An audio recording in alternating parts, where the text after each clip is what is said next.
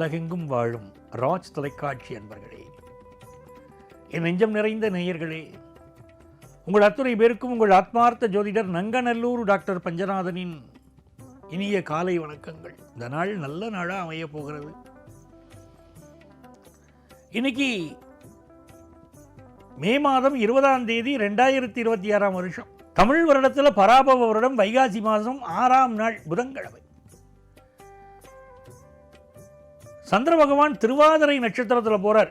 காத்தால 11 மணி 17 நிமிஷம் வரைக்கும் இருப்பார். பிறகு புனர்பூசம் நட்சத்திரத்தில் அனுக்கிரகம் பண்ண போறார். இன்னைக்கு சதுர்த்தி விரதம். மேஷராசி என்பர்களே, இன்னைக்கு முருகப்பெருமானுடைய அனுக்கிரகமும் விநாயகருடைய அனுக்கிரகமும் சேர்த்து கிடைக்கிறது.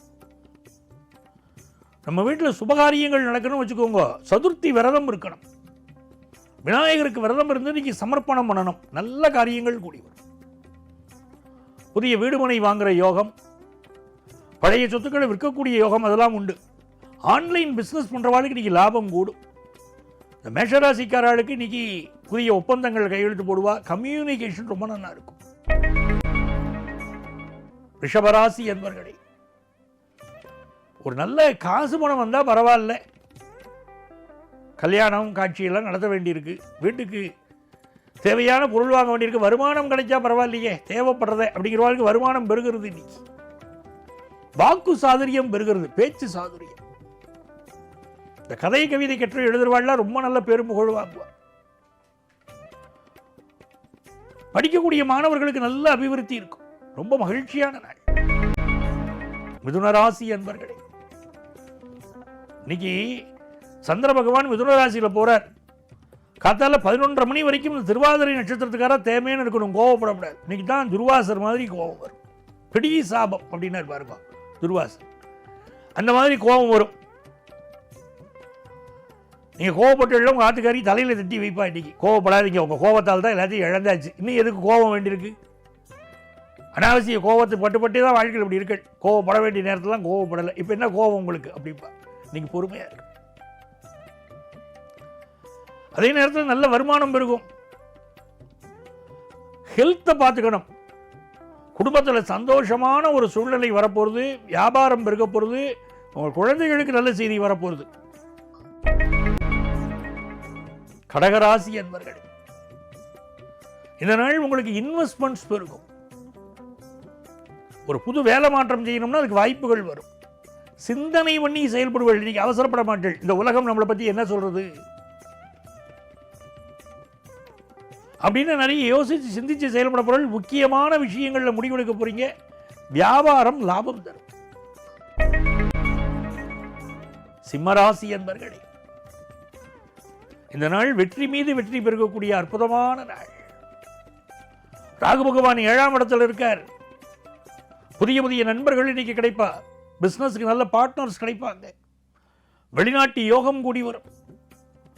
குரு லாபத்தில் இருந்து கொண்டு மிகுந்த அனுக்கிரகத்தை தருவார். இந்த குரு பயிற்சி வரப்போறது ஜூன் மாதம் 1ஆம் தேதி திருக்கணிதப்படி. அந்த பயிற்சி பலன்களை 12 ராசிக்கு நான் தரப்போறேன். ராஜ் தொலைக்காட்சியில் ஜூன் மாதம் 1ஆம் தேதி.